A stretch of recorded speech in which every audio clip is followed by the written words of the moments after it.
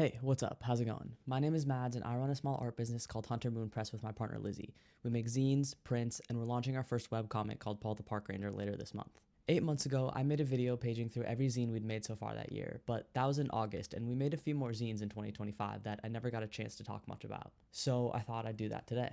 If you haven't seen that video, I'll link it down below. It's somehow the best performing video by far on our channel, despite the garbage audio quality. So thank you for that, I guess. But I'll also quickly go over them in this video so you can get a better idea of the kind of things that we make.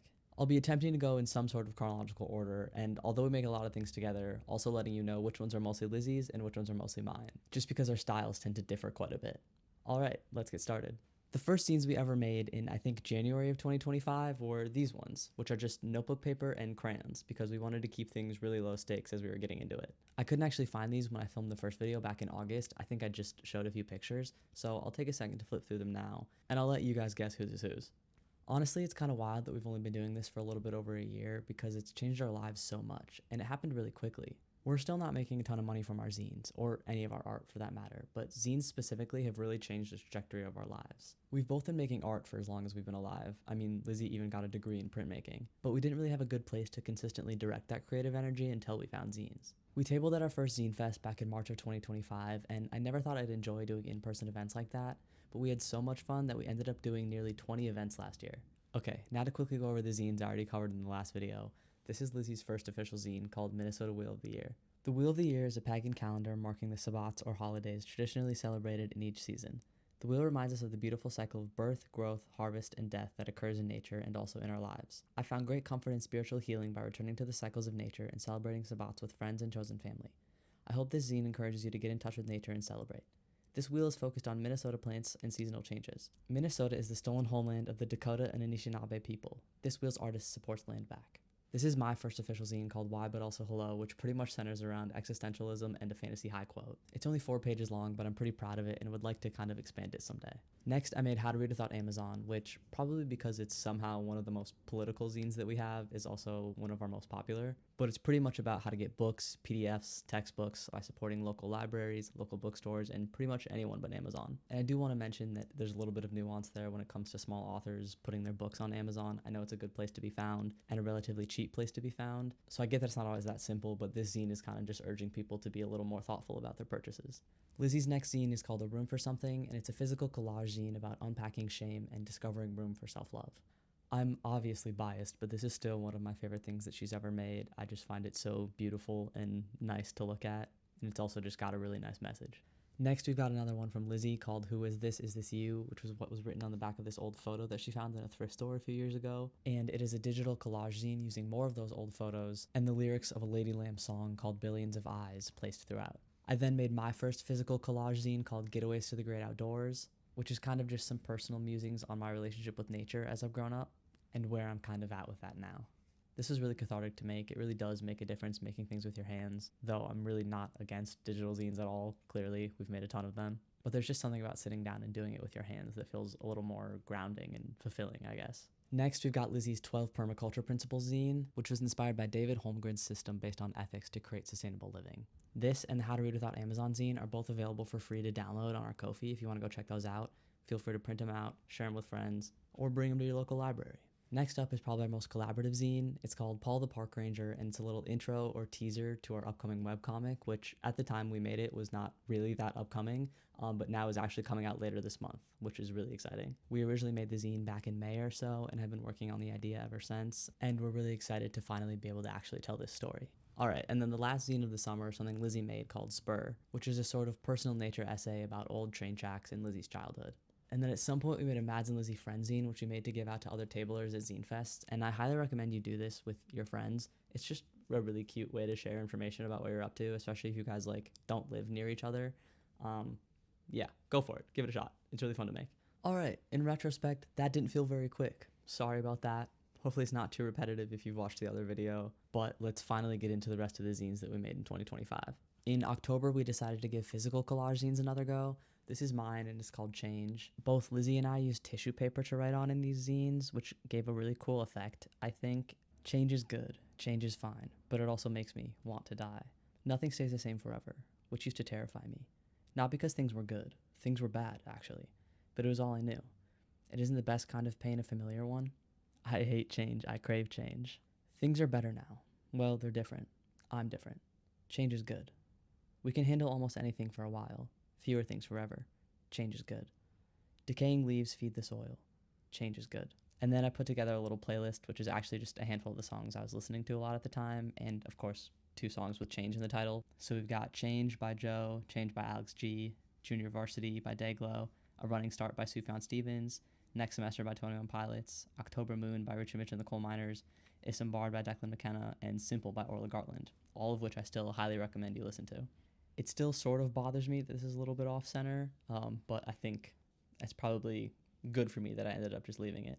This is Lizzie's collage zine that she made that weekend. It's called How Do We Remember? Like I said, she also used the tissue paper in this one, and she also used a lot of cutouts from an old children's book, which I think give it just like a really nice aesthetic. Hello.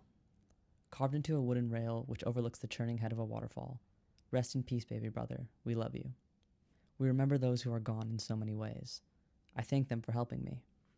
Walking in the woods, I'm reminded of the long-gone old-growth forest that used to tower over this place, and the generations of people who cared for them. We visit their headstone. We write them a song. We keep a sweater unwashed to always smell like them. Just before she died, my grandmother sent me 2 teacups out of the blue. We did not really know each other, but she knew I loved tea. They are lemon yellow floral print. When I see them in the cupboard, I think of her. When I pull a card from my tarot deck, a presence guides my hand. We preserve the body. We let the body decay. We give the body to the birds. We keep the ashes. We scatter the ashes. We bury the ashes beneath the tree. An aching grief for what has been lost. An overwhelming gratitude for those still caring for this place. This Samhain, remember your ancestors. Ancestors of blood, ancestors of spirit, ancestors of place. To remember is a sacred act. Goodbye. Next, and the last zine I made in 2025 is a Francis Fan-Zine. Francis is a vegan restaurant in Minneapolis and is hands down one of my favorite places of all time. This isn't something they asked me to do. This isn't something I was paid for. I just really, really like this place and what they do for the community and the good food that they serve. This is vegan? Yeah, cool, right? But Francis is for everyone. So whether you're vegan, vegetarian, or just experimenting, this is the place for you. If it wasn't already obvious, I love Francis, but let me tell you why. Reasons I love Francis. 1, the food. 2, the people. 3, the pig. 1, the food. Yum. From the classic Francis burger with cheese and bacon to the salads, everything on the menu hits the spot. I'm not the most adventurous eater and not often one to order a restaurant special, but I'd eat anything coming out of that kitchen. It has never let me down. Which is almost 100% true. They had croquettes one time, these little potato balls, and I didn't really like them, but I don't think that's Francis's fault, to be honest. 2, the people. Yes, all of them. The folks who work there, eat there, the local businesses Francis partners with, Vegan East, Bauhaus, etc., are the coolest. The atmosphere created there is like an inclusive old-school diner that serves THC drinks. There are trivia nights, art markets, comedy, but even if you're just there for lunch on a weekday, you'll enjoy it. 3, the pig. In the summer of 1990, Francis the Pig made a heroic escape from a slaughterhouse in Red Deer, Canada. His adventures in the documenting of them made him famous and sparked a conversation about the public advocating for the safety of one famous pig, while countless others continue to suffer. And so, to honor Francis and the other animals, Francis Burger Joint was born. If you're in or near Minneapolis, definitely go check it out if you haven't already, and if you ever come through Minnesota for whatever reason, this is definitely a must stop. Okay, last and certainly not least is the Cards of 2026 zine. Lizzie's been into tarot since I met her, and I've learned a lot over the years, but even if tarot isn't really your thing, I still think that this is a fun journal exercise to do in the new year, and I think she explains it best in her intro. A note on tarot. I started reading tarot in high school as a way to seek clarity and make sense of my scattered mind. The weekly ritual of pulling a full spread or a single card and reflecting on how its archetypal meaning resonated with my own thoughts and feelings became a deeply important and spiritual practice for me. But tarot doesn't have to be spiritual. Tarot reading is essentially a tool for understanding and guiding the deepest parts of our brains, our subconscious. The meanings of the cards carefully straddle the line between specific and vague so that our pattern-recognizing brains can fill in the rest of the story. And the story we create can be very telling. You could think about tarot as a complex Rorschach test, and tarot reading is a healthy psychological practice like meditation or journaling. However you choose to approach tarot reading, it can be a powerful tool for understanding ourselves and focusing our energy. In all the noise of our lives, even the act of sitting down and thinking about how we feel in a non-judgmental setting can be so helpful. So whether you are a weekly tarot reader like I am, or this is your first experience with tarot, I hope you can find something useful in this zine. Thanks for reading. This is a bit of a longer one, so I probably won't read through the whole thing, and it was also a Patreon Zine Club exclusive, so it isn't actually available anywhere on our shops. But over on our Ko-fi, we have an abridged version of how to calculate your year card, so go ahead and download that if you're interested. And I can even see her doing something similar for 2027, so keep an eye out for that. Thank you so much for watching. I hope you enjoyed taking a closer look at some of our zines. Probably about 70% of those are up in our shop right now if you want to go check them out. And then the other 30% are Patreon exclusive zines for our zine club. Every single month we mail you a zine to your door. Here are a few of them we've done so far. And right now we're working on a 50s inspired Choose Your Own Adventure zine, which is going to be a blast. So definitely go check out our Patreon if you're even a little bit curious about that.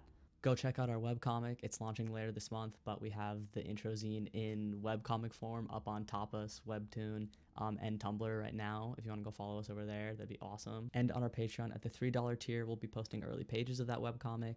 And then we also post a ton of behind the scenes stuff of the webcomic, of zines, of kind of just everything we're doing for free. We also have a free monthly newsletter on there. So yeah, come hang out. Patreon and Tumblr are probably the best places to follow us just because Instagram is scary and kind of a bummer, and it's way more fun to post to like a smaller, more tight-knit community. Thanks again. Hope you're doing okay, all things considered, and I'll see you around.